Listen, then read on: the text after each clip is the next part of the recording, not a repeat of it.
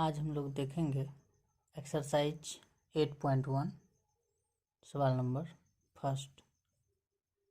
तो इसमें देखते हैं क्या कह रहा है। त्रिभुज ABC में जिसका कोण B समकोण है, AB इक्वल टू 24 सेंटीमीटर और BC 7 सेंटीमीटर है।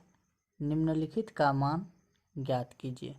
तो किसका मान? साइन A का और कॉस A का, और दूसरे नंबर के सवाल में देखते हैं साइन C और कॉस C का। तो यहाँ पे सबसे पहले हमको देखना होगा कि चूँकि यह समकोण त्रिभुज से संबंधित होता है, तो हम समकोण त्रिभुज से संबंधित जो इस सवाल को सॉल्व करने में आसान हो, हम सूत्र देख लेते हैं इससे।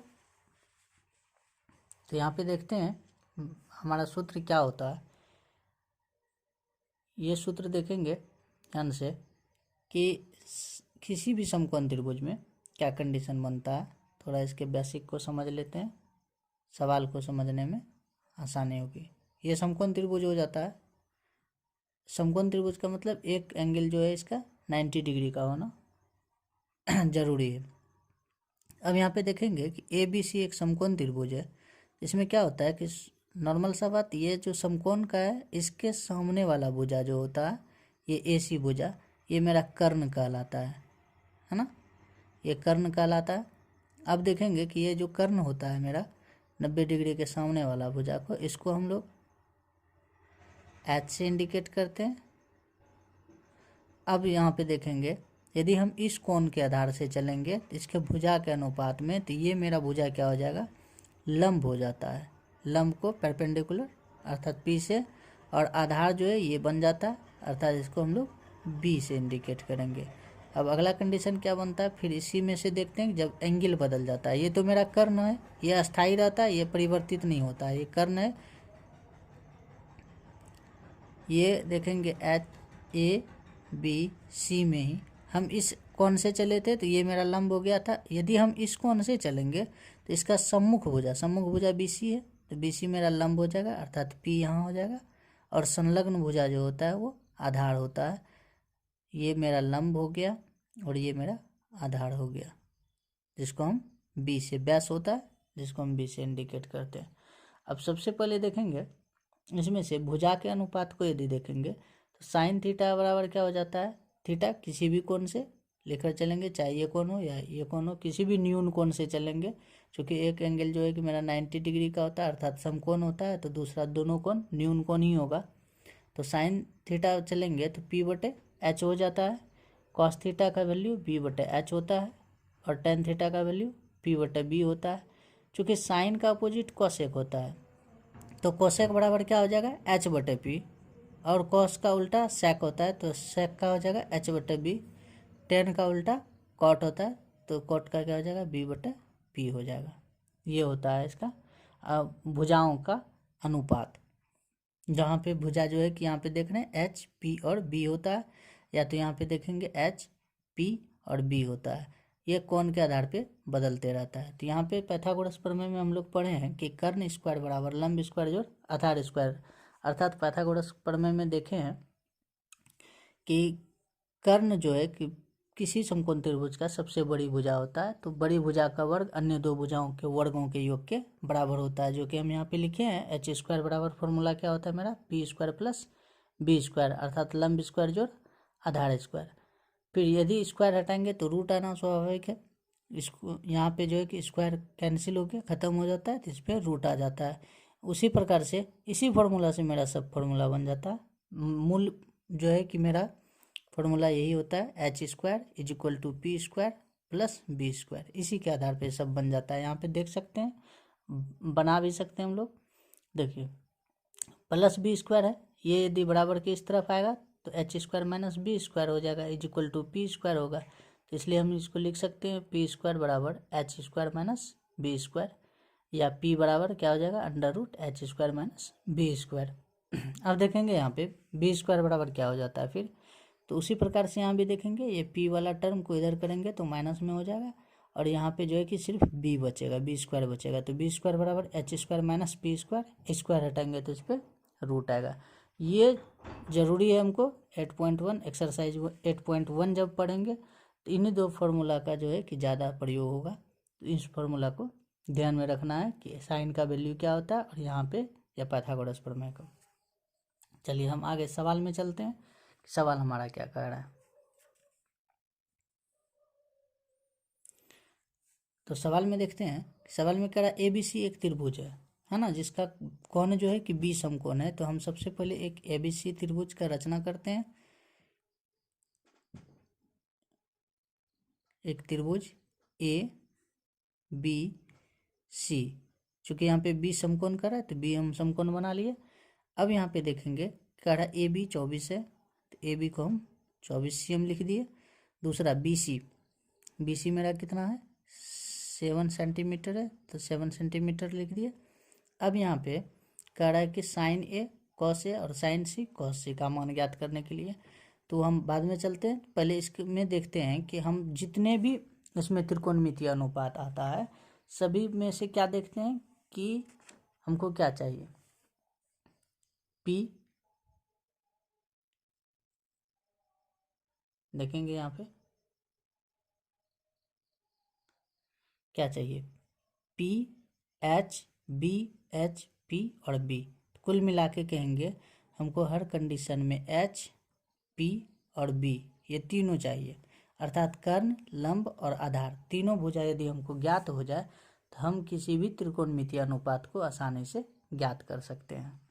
तो यहाँ पे देखेंगे कि क्या है मेरा जो है कि ये यदि हम कोण C के आधार से चलेंगे तो लंब हो जाता है, लंब हमको पता है, और जो है कि ये आधार भी पता है, कर्ण पता नहीं है। तो कुल मिला के हमको कर्ण अर्थात AC ज्ञात करना है। तो यहाँ पे लिखेंगे समकोण त्रिभुज ABC में जो मेरा दिया गया है, क्या दिया गया है, AB बराबर 24 cm और BC बराबर क्या दिया गया है 7 cm। अब यहाँ पे देखेंगे तो AC हमको पता नहीं है, और ऐसे भी वो बताए कि ये जो समकोण का एंगल होता है ना, इस एंगल का सम्मुख भुजा बिल्कुल सामने वाला भुजा कर्ण कहलाता है, और कर्ण को H से इंडिकेट करते हैं, अर्थात हम यहाँ पे AC भी लिख सकते हैं। तो AC बराबर क्या हो जाएगा मेरा अंडर रूट लंब स्क्वायर जोड़ आधार स्क्वायर, अर्थात AB स्क्वायर जोड़ BC स्क्वायर। ये किस आधार पे, तो पाइथागोरस प्रमेय से, पाइथागोरस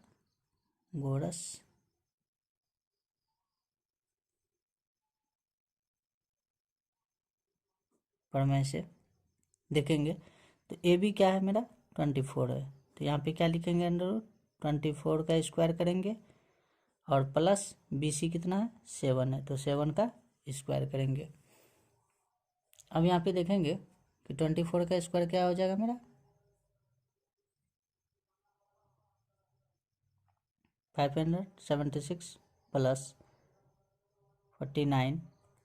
अब दोनों को ऐड करेंगे कितना हो जाएगा 624, और इसका कितना हो जाएगा, यदि स्क्वायर रूट ज्ञात करेंगे तो कितना हो जाएगा मेरा 25।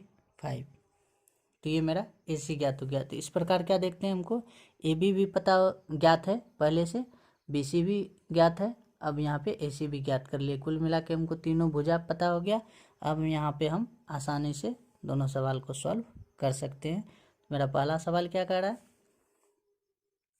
पहले नंबर के सवाल में क्या करा, साइन A और कॉस A का वैल्यू ज्ञात करने के लिए। तो यहाँ पे देखेंगे तो साइन A बराबर क्या हो जाएगा मेरा, तो साइन A अर्थात इस एंगल से जब हम चलेंगे तो यहाँ पे देख रहे हैं A मेरा कहाँ पे है ऊपर में है, तो जब इस आधार से चलेंगे तो क्या हो जाएगा मेरा लंब ये वाला बन जाएगा, सम्मुख भुजा लंब। जिस भी न्यून कोण से चलेंगे उसका सम्मुख भुजा लंब और संलग्न भुजा आधार कहलाता है। तो इस कोण से चलेंगे, जब A कह रहा है तो इस कोण से चलेंगे तो मेरा सम्मुख भुजा क्या है, ये BC हो जाएगा लंब, और ये हो जाएगा आधार। तो मेरा क्या होता है, हम इससे पहले जो फॉर्मूला में देखे तो साइन का वैल्यू होता है sine theta is equal to P/H होता है, अर्थात लंब बटे कर्ण होता है।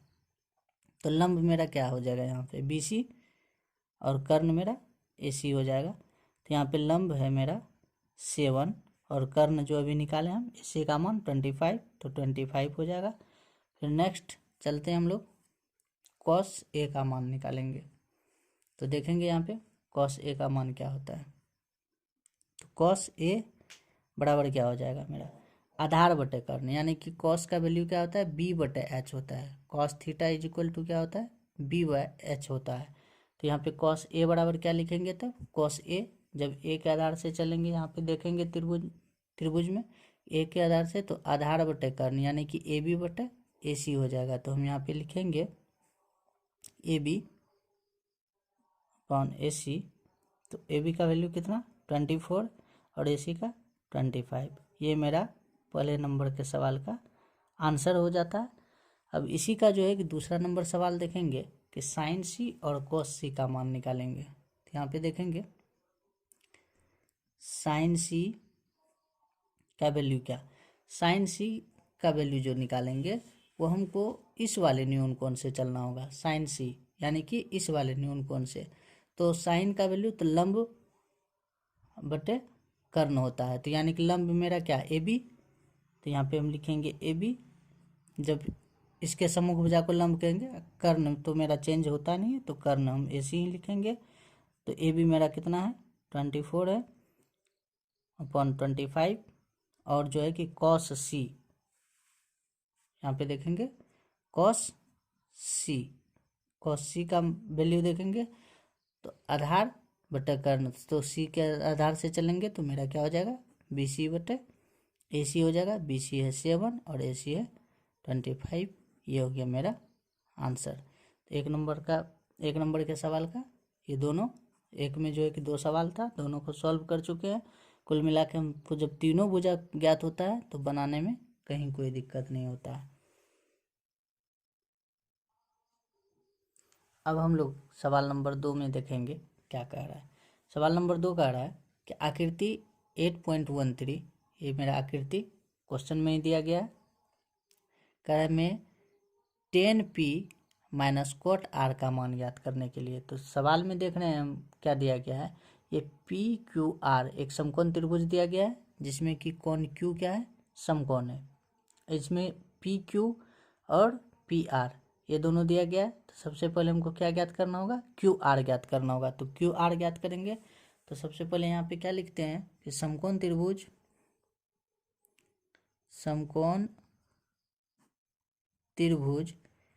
पी क्यू आर में, इसमें देखते हैं कि मेरा क्या दिया गया है। तो इसमें से क्या दिया गया है, तो पी क्यू का वैल्यू दिया गया है। तो P Q is equal to क्या है 12 सेंटीमीटर, और पी आर कितना दिया गया है 13 सेंटीमीटर, ये दिया गया है।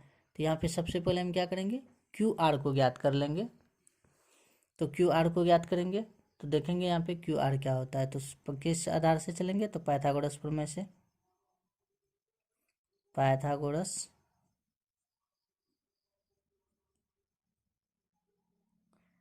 प्रमेय से देखेंगे। पाइथागोरस प्रमेय में क्या होता है, तो एक तरह से ये क्या हो जाता है, नॉर्मल इस त्रिभुज को यदि हम देखें, एक समकोण त्रिभुज है, तो ये तो मेरा कर्ण होता है, ये मेरा लंब होता है, ये आधार हो जाता है। यदि हम किसी भी कोण से नहीं, ना ही पी से और ना ही आर से चलेंगे, जनरल चलेंगे, तो ये मेरा क्या हो जाएगा लंब या आधार कह सकते हैं इसको। तो हम यहाँ पे लिखेंगे Q R is equal to क्या होता है कर्ण स्क्वायर अंडर रूट कर्ण स्क्वायर। तो कर्ण मेरा क्या हो जाता है पी आर, तो P R square minus P Q square हो जाएगा, P Q square, P R square minus P Q. चूँकि जो भी सबसे बड़ी भुजा है उसके वर्ग में यदि हम दूसरे जो शेष भुजा है उसके वर्ग को घटाते हैं तो मेरा तीसरा भुजा ज्ञात हो जाता है। ये पाइथागोरस के कथन के अनुसार, उसके प्रमेय के अनुसार देखेंगे तो यहाँ पे देखते हैं कि पी आर मेरा कितना दिया गया 13 दिया गया, 13 लिखेंगे 13 स्क्वायर, और ये 12 है तो 12 का स्क्वायर करेंगे। तो 13 का स्क्वायर करेंगे तो मेरा कितना हो जाएगा, 13 का स्क्वायर करेंगे तो 169 माइनस 12 का स्क्वायर करेंगे तो कितना हो जाएगा 144 हो जाएगा। तो माइनस करेंगे तो कितना बचेगा मेरा 25, और इसका जो है कि स्क्वायर रूट ज्ञात करेंगे तो 5 हो जाएगा। तो ये मेरा क्यू आर ज्ञात हो गया। इस प्रकार से हम देखते हैं कि पी क्यू, पी आर और क्यू आर ये तीनों भुजा हमको पता हो गया। अब यहाँ पे सवाल क्या कर रहा था, सवाल देखेंगे, सवाल कर रहा था कि 10p माइनस क्वाट आर, 10p माइनस क्वाट आर का मान ज्ञात करना है। तो ध्यान रखना है 10p और क्वाट आर। तो हम चलते हैं। अब क्या ज्ञात करना हमको, 10p का वैल्यू माइनस क्वाट आर का वैल्यू। तो 10p कहने का तात्पर्य है कि यहाँ पे हम इस कोण के आधार से चलेंगे, 10p का मान जो लेंगे हम इस आधार से लेंगे। तो 10p जो लिखेंगे तो यहाँ पे देखेंगे कि p बटे b यानी कि लंब बटे आधार होता है। तो लंब मेरा क्या हो जाता है, ये क्यू आर अपन अर्थात आधार जो है कि मेरा क्या हो जाएगा पी क्यू। तो Q R upon P Q. तो ध्यान रखना है क्या हो जाएगा मेरा Q R upon P Q, फिर minus quote R. Quote R में देखेंगे कि कोट आर इस आधार से चलेंगे तो मेरा क्या हो जाता है, तो कोट चूँकि 10 का उल्टा होता है, अपोजिट होता है, तो उसका हो जाता है बी अपॉन पी, अर्थात आधार बटे लंब होता है। तो आधार मेरा क्या हो जाएगा, जब इस कोण से चलेंगे तो आधार तो मेरा क्यू आर ही होगा और लंब हो जाएगा पी क्यू। तो यहाँ पे लिखेंगे हम Q R upon P Q. तो अब यहाँ पे या तो वैल्यू रख सकते हैं या नॉर्मल सा देख रहे हैं कि ये दोनों डिवाइड हो जाएगा, मतलब घट जाएगा, माइनस में हो जाएगा। तो यहाँ पे देखेंगे कि क्या होता है, क्यू आर का वैल्यू कितना निकाले थे 5 और पी क्यू का वैल्यू 12 माइनस 5 अपॉन 12 ये होता है। और ये दोनों हो जाएगा मेरा कैंसिल, ये प्लस में ये माइनस में, तो कैंसिल हो गया, मेरा क्या बचा 0। तो ये मेरा वैल्यू निकल गया 10p माइनस क्वाट आर का वैल्यू क्या हो जाएगा 0 हो जाएगा।